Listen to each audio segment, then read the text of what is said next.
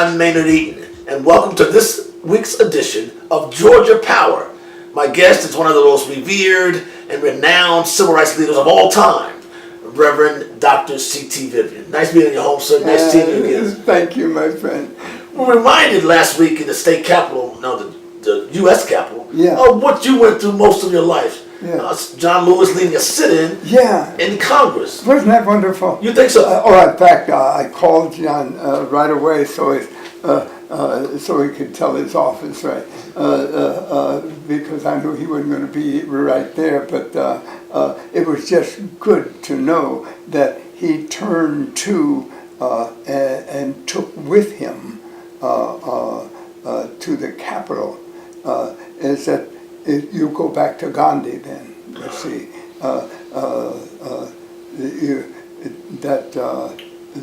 that no matter how great the power, you can deal with it with nonviolence. If you are not true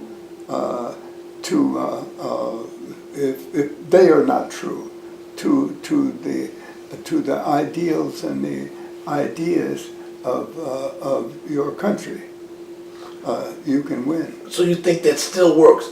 Did it really work during your era when you were doing it all across the South? Oh, and did last week in Congress? It was worse than being at the Capitol City, because you're dealing with all these killers and who do it in the name of goodness and love and truth, right? Killing. That's exactly right. When a good deal of their basic religious life is to hate you, but not to ever admit it, just to kill you if you admit it too much. Then it's harder to do than any other time. It was easier for Gandhi and or King to go to the Capitol than it was to go to a major city in the South.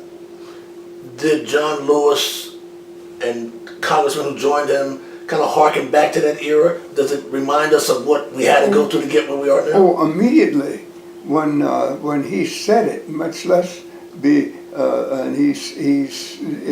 before he's actually sat down right there in the Capitol. It was just wonderful to know and to see, because indirectly we'd always sat down in the Capitol. In fact, actually, Martin's first drive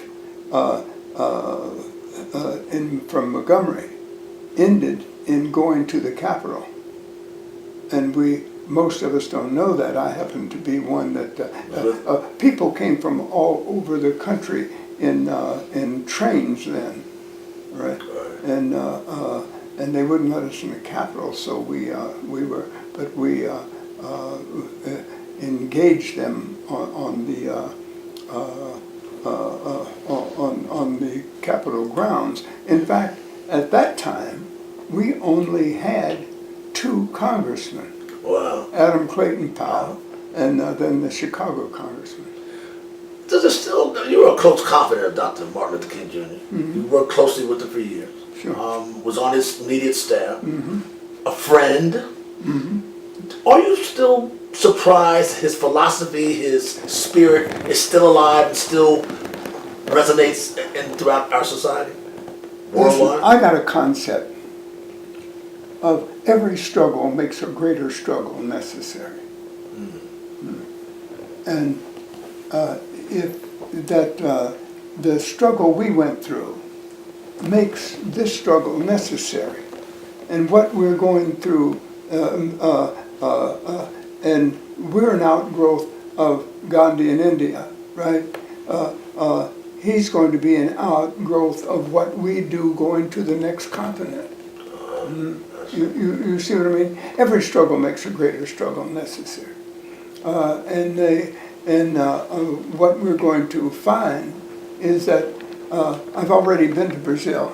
I have, but Bernard Lafayette's done a better job of spreading across the world than I did.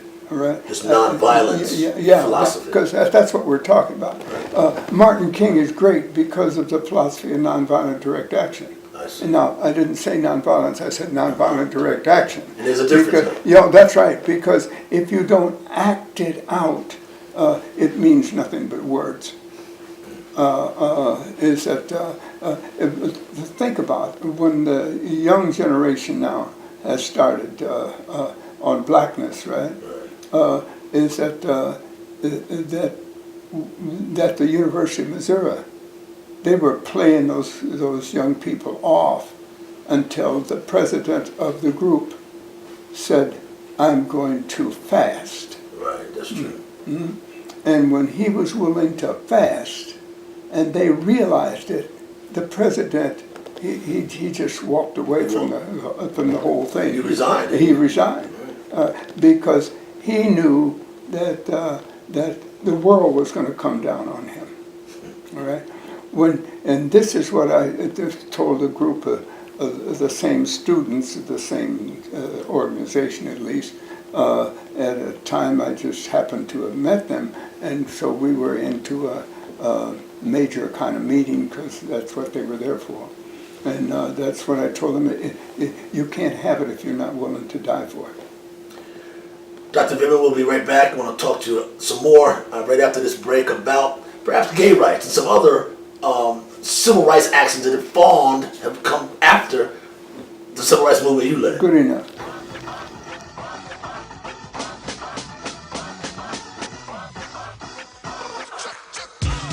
Hello, and welcome back to Georgia Power.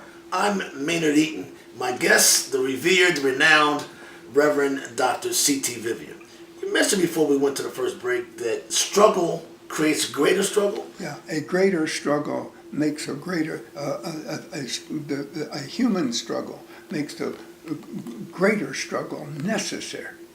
See, once you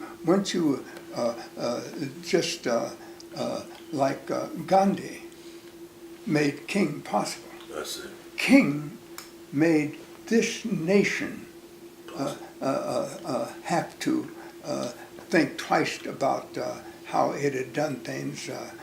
See, our nation is great, but it's not as great as it should be. It tells itself it's greater than it is, right? We say we're a Christian nation. Not really. If you really allow a tenth of your population to be hated and not treated right, you're really not a Christian nation, right? If you think that you are really a democracy, and yet you don't allow and you step aside to watch people unable to vote, then you really don't have it. Dr. Vivian, you fought long and hard for equality, economic justice, racial integrity. Are you disappointed with where we are now? No. See, by the way, I heard our president, who is a high point of our struggle, really. I heard him just now, before you came in. He's on a program with the people from Canada, and he was saying that no matter what we do about the finances, it's already set, and it's just a matter of follow through, right? Okay. And he didn't say it's just a matter of follow through, but that's what he was saying, is that, and so it is now.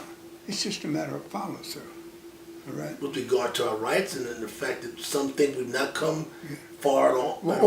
Most people will always think we haven't come far, but they haven't done much struggle. You see what I mean? There's a lot of talking about. Yeah, that's exactly right.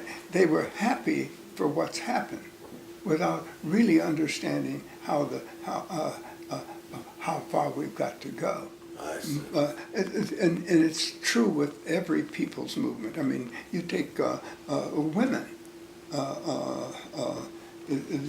They were there 50, 60 years ago, fighting for their rights. Right. Do you know what?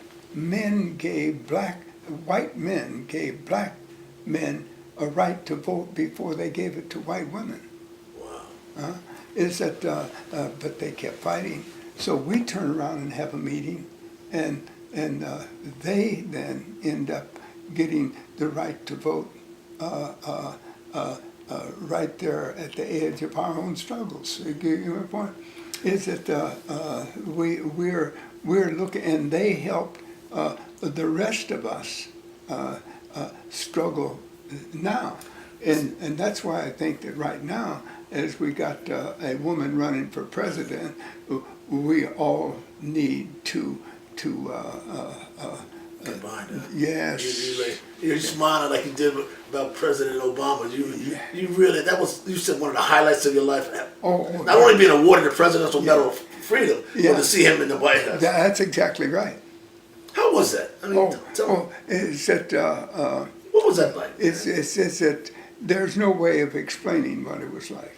Is that to really know that this nation had come to the point where it could have a black president. And it is just like God set it up, because here, if you want a perfect family, that's the one, right? Then if you wanted the right candidate, not just a politician, but one who graduated from Harvard Law, at the highest level, right? Is that, and that's the business of government, right? Law is, and all of it was done there, and to know that you stood there. In fact, I almost cried in a session with him, right? And the New York Times put it on the front page. It got you that much. It meant that much. That if it meant that much to them, you know what it had to mean to me, right?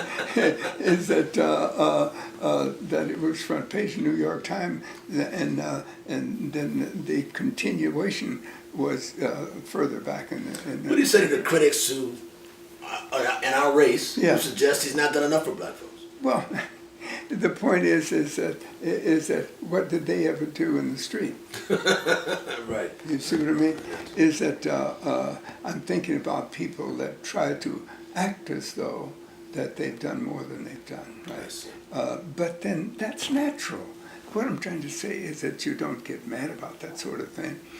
We have made the progress, all right? That's all that's necessary. It doesn't matter about the rest. The rest is conversation. One doesn't need to worry. Did what you fought for happen? Yes. Is it continuing? Yes. Well, what do you want? You want somebody to personally take care of you? You knew when you were voting for him, and more black people voted than ever before. All right, and when you're voting for him. And by the way, those that are complaining are not those that had to make certain that they voted, right? And when you really think about it all, you know that more is to come. Every struggle makes a greater struggle necessary, right? And it will be. Now, it's not coming when you want it, and it's not going to be just for you. It's for everybody. That's what makes it great, is when it's for everybody. The words and wisdom of Dr. C.T. Vivian. Georgia Powell will be right back.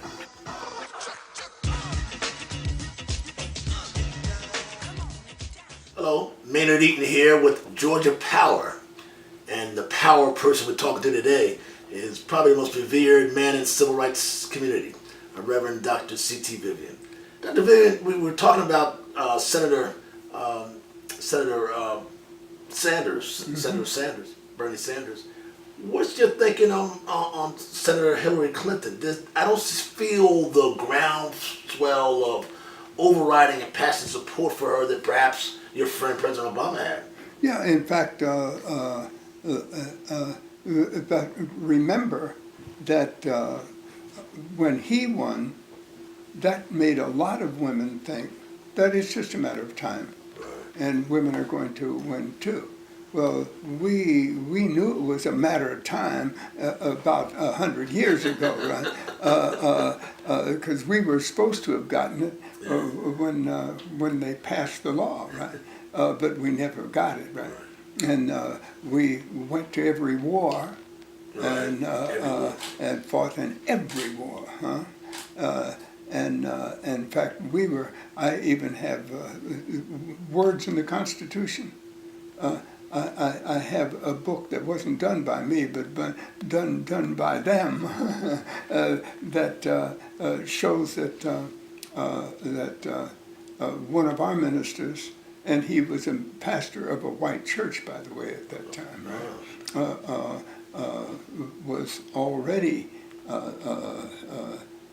saying the words that the Constitution were using, all right, as he preached. As he preached. Yeah, is that now when you see how long it takes, but then when you see how important it is, and when you see that it does happen.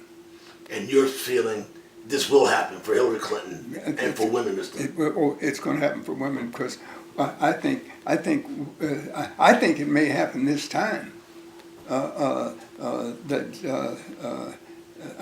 can't imagine.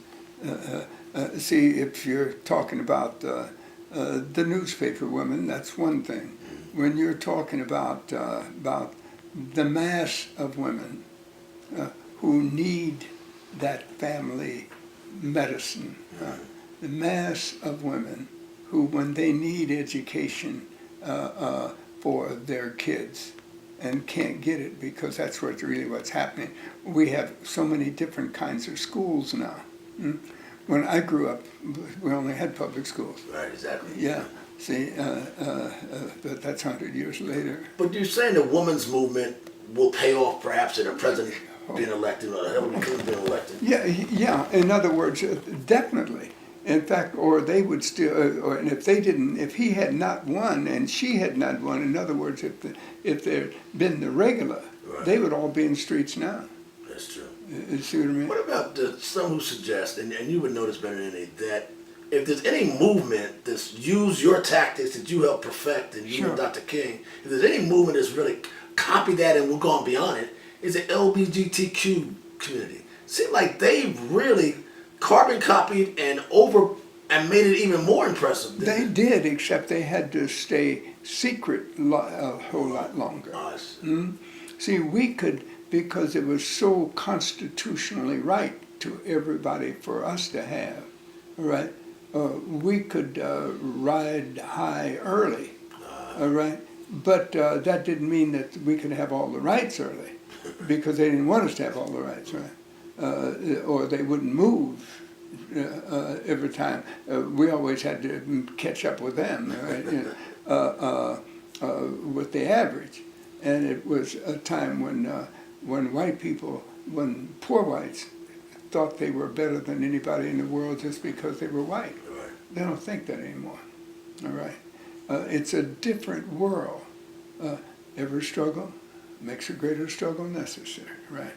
And for whoever it is that is moving forward or needs to move, they may not get it when they want it, but they'll get it if they keep driving. What's next for your friend, President Obama? How will history treat him, you think? Well, and he is your friend, isn't he? yeah, oh yeah, is that, and when I was trying to elect him, see, I was out in the streets trying to elect him all over the country, right? When that was happening, what I said, I remember I was in Philadelphia, we had lunch in Philadelphia. He wasn't there. I mean, we were the people trying to make certain he could go to Washington instead of Philadelphia. But when we were in Philadelphia having noon meal, and I said, you know, if he loses, we should create, but that he's running, and he's so perfect for the job, that what we should do is to create an organization of African Americans across the nation, right? And the structures that we're now using to elect him should be all together, creating a new black organization to be with SCLC, to be alongside NAACP, etc., right? Is that, in other words, I was for starting an organization right then, and I'm still for it. In other words, he's leaving. Do you realize this is the first time that any black man in 400 years of our being here, right? This is the first black man that understands, not understands, but knows, because that's the secret. That's why you got two houses and you really got one on the side, right? Is because they find out everything. Yeah, that's exactly right, about the society. What's going on with all your enemies? That's true. Is that, and the one guy that knows everything in this country is the president. That's true. And that's one of the reasons that we make certain that they live well. That's true. He knows everything about this. Precisely. He's the only black man that's ever known everything about this country. You see what I mean? That's amazing. And especially the politics of it. Right. Do you think he'll be a leader of our folks who are in this nation beyond that as an ex-president? I think if we organize it, he'll be with it. It's just like in Chicago when what's called became mayor. The first black mayor. Yeah. What's his name? I can't think of his name. But the point is, when he'd come back to Chicago, he'd always come see me when I was there too, because we helped elect him, right? But he could not, at the time, vote against Daley, because Daley put him in the State House. I see. All right? Yeah. Right, but as soon as Daley died, he was willing to run for mayor. Yeah. You see what I mean? Not just because of the sequence, but because he didn't know anybody anything, right? And Obama won't owe anybody anything. Yeah, that's it. He won't owe anybody anything. No. Finally, and we're gonna have to go, but I have to ask this. Yeah. What was that moment like? We're looking at you being pinned at Presidential Medal of Freedom by a black president after all you've done in the civil rights struggle. That had to be a quintessential moment of your life. Oh, it was one of them. Well, not beyond. Remember, there was Martin King. Yes, right. To be with Martin in the struggle was the most important, but to have been successful enough out of that struggle to see us have a black president. Without Martin, there couldn't have been Obama. All right, and we've got to realize that, and we've got to realize. I mean, at this level, we've got to realize that without the great leaders of yesterday, and there's only been about 5 great ones, right? You're one of them. Been a lot of. Oh no! I mean, people like me don't even count. I'm talking about the great ones, right? That who were over an era, all right? is it? And when you think of them, right, then you have to realize that each one of them made it possible for that next one. All right, and they understood that their struggles were the beginning, not the end. Dr. C.T. Vivian, thank you so much, sir. It's always an honor being with you. Always. Thank you, my God brother. bless you, sir. All right. This has been Georgia Power. Thank you.